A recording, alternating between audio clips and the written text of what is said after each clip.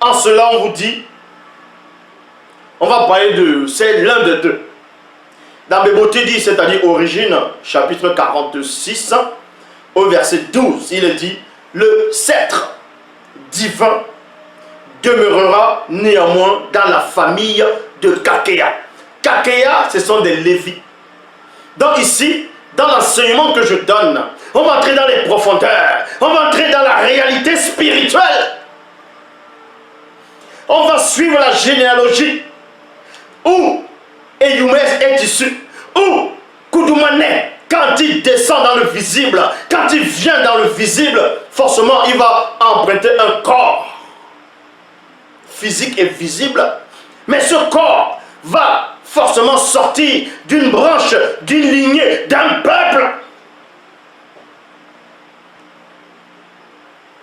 En cela, on vous dit, dans Origine, dans Béboté dit 46, verset 12, le sceptre divin demeurera néanmoins dans la famille de Kakéa.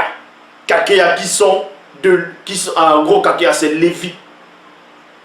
Dans le territoire où se trouve la montagne des dieux, c'est-à-dire des entités du grand chose, les entités du grand ordre des choses, le bâton royal des chefs restera aux mains de ses descendants, jusqu'à ce que vienne l'un des deux, ceux à qui les non-initiés connus seront soumis, ainsi que le monde des ténèbres. Ici, il y a une prophétie aussi sur l'un des deux. Donc, d'abord, on vous parle de la naissance miraculeuse d'une jeune fille connue sous le nom d'Eyumé. Les entités célestes ont donné cette prophétie, ont donné cette révélation à Doublissé. Et quand cette jeune fille vient, elle se matérialise dans le visible à un moment donné.